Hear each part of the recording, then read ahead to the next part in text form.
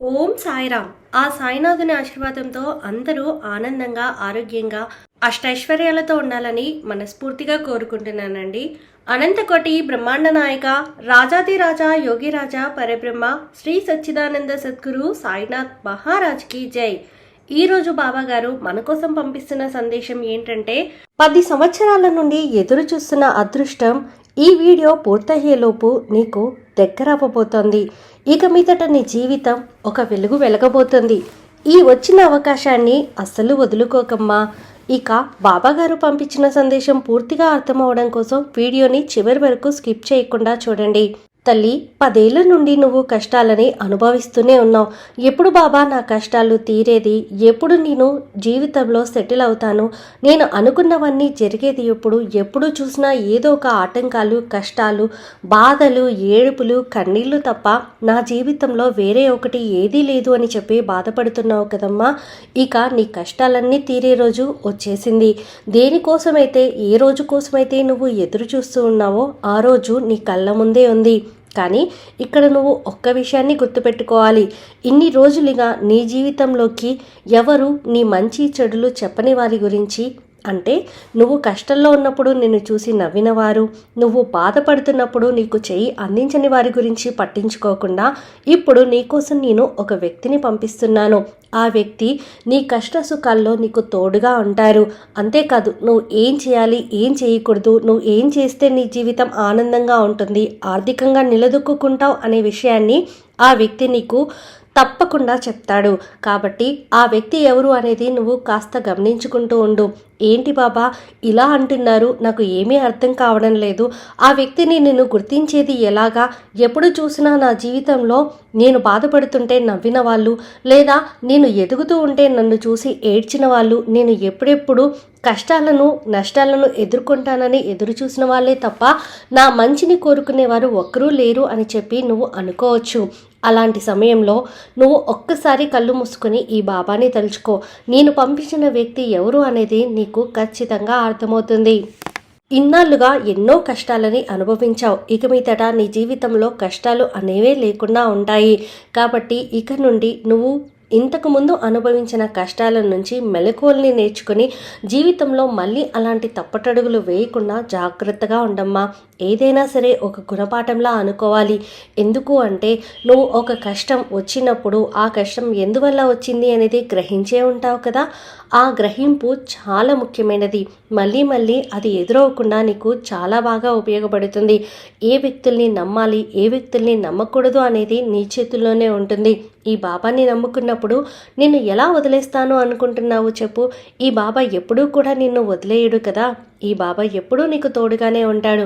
నీ కష్టాలని చూసి ఇన్నాళ్ళుగా ఎందుకు బాబా నువ్వు నాకు ఏదీ చేయలేదు అని చెప్పి నువ్వు అడగవచ్చు. కొద్ది కాలం పాటు నీ కష్టాలని నేను చూసి బాధపడ్డానమ్మా. కానీ నీ కష్టాల నుండి ఎప్పుడూ కూడా నువ్వు అలాగే ఉండాలని నిన్ను వదిలేయలేదు. ఆ కష్టం నుండి బయటికి తీసుకురావడం కోసమే నువ్వు ఏం చేయాలి, ఏం చేయకూడదు అనేది సందేశాల రూపంలో నీ దాకా చేరవేస్తున్నాను, లేదా నీ మంచి కోరే వ్యక్తుల్ని నీ చుట్టూ చేరుస్తున్నాను. కాబట్టి ఇక మీదట నువ్వు మానసికంగా, ఆర్థికంగా అన్ని విధాలుగా కూడా ఆనందంగా ఉండడానికి ఈ బాబా అన్నీ నీకు సమకూర్చి పెట్టాడు. ఇక మీదట నీ జీవితం ఒక వెలుగు వెలగబోతుంది. నువ్వు దేని గురించి కూడా దిగులు పడాల్సిన అవసరం లేదు. ఎన్ని రోజులు నువ్వు కష్టపడింది చాలు, బాధపడింది చాలు, కన్నీళ్లు పెట్టుకుంది చాలు. ఇక మీదట నీ జీవితంలో కన్నీళ్ళకి అసలు చోటు లేనే లేదు. బాధ అనే విషయం నీ దాకా అసలు రానే రాదు. నువ్వు చాలా ఆనందంగా ఉండబోతున్నావు. ఈ బాబా బిడ్డవైన నిన్ను నేను ఎప్పుడూ కూడా వదిలిపెట్టనన్న విషయం నీకు కూడా తెలుసు. నువ్వు కూడా నన్ను అలాగే అంటిపెట్టుకొని ఉన్నావు. ఎప్పుడైనా సరే నా బాబా నా కష్టాల్ని తీరుస్తాడన్న నమ్మకంతోనే ఉన్నావు. ఆ నమ్మకమే ఈరోజు నీ జీవితం ఆనందంగా ఉండేలా చేసిందమ్మా. ఎప్పుడైనా సరే నీకు బాగా కష్టం అనిపించినప్పుడు, ఈ బాధ భరించలేను బాబా అనుకున్నప్పుడు నువ్వు చేసిన పని ఏంటి? కళ్ళు మూసుకొని, బాబా అంతా నీకే వదిలేస్తున్నాను, నువ్వే నన్ను అన్ని విధాలుగా చూసుకోవాలి, నన్ను చూసుకోవడానికి నువ్వున్నావన్న నమ్మకంతో నేను జీవితాన్ని గడుపుతున్నాను అని చెప్పి చాలాసార్లు చెప్పావు. గుర్తుందా తల్లి? ఇప్పుడు కూడా అదే పని చేయి. నీ చుట్టూ ఉన్నవారు ఎవరు మంచివారు, ఎవరు మంచివారు కాదు అని తెలుసుకోవడం కోసం నువ్వు కళ్ళు మూసుకొని బాబాని తలుచుకుంటే నీ చుట్టూ నీ మంచి కోరేవారు ఎవరో ఈ బాబా చూపిస్తాడమ్మా. నువ్వు దేని గురించి కూడా దిగులు పడాల్సిన అవసరం లేదు. తప్పులు అనేది మనుషులు సహజంగా చేస్తారు, కానీ ఆ తప్పులు మళ్ళీ జరగకుండా జాగ్రత్త పడిన వారే జీవితంలో బాగుపడతారు. నీ దగ్గర అది ఉంది కాబట్టి నువ్వు దేని గురించి కూడా దిగులు పడాల్సిన అవసరం లేదు. ఒక తప్పు నుండి లేదా జరిగిన పొరపాట్ల నుండి మనము మంచిని మాత్రమే తీసుకుని మళ్ళీ అలా జరగకుండా చేసుకోగలిగితే జీవితమంతా కూడా ఆనందంగా ఉంటారు. ఆనందంగా ఉండడానికి మానసిక ప్రశాంతత అనేది చాలా ముఖ్యమైన విషయం. కాబట్టి నీ మనసులో ఉన్న అల్లకల్లోలాలన్నిటినీ కూడా పక్కన పెట్టేసేయి. నీ మనసులో ఉన్నటువంటి భయాలన్నిటినీ కూడా పక్కకు పట్టేసేయి. ఎందుకంటే నువ్వు భయపడుతున్నంత కాలం నీ చుట్టూ ఉన్నవారు నిన్ను భయపెట్టడానికి మరింత ప్రయత్నం చేస్తారు.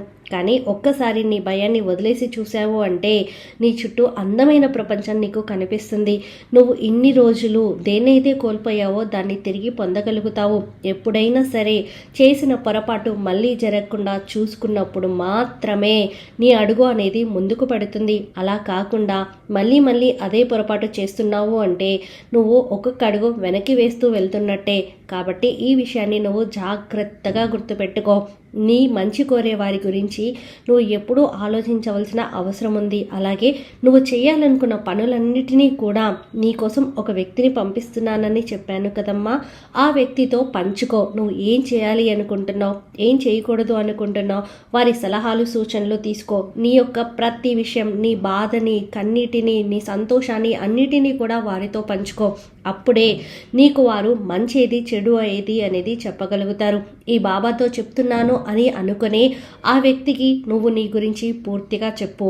నువ్వు అస్సలు భయపడవలసిన అవసరమే లేదు. ఈ బాబా నీకు తోడుగా ఉన్నాడు, ఎప్పుడూ కూడా నిన్ను వదిలిపెట్టడు. ఈ ఒక్క విషయాన్ని మాత్రం నువ్వు ఎప్పుడూ కూడా మర్చిపోకు. నువ్వు ఉన్నంత వరకు ఈ బాబా నీతోనే ఉంటాడు. ఈ బాబా అస్సలు నిన్ను దాటి ముందుకు వెళ్ళడు, నీతో పాటే నీలోనే ఉంటాడు.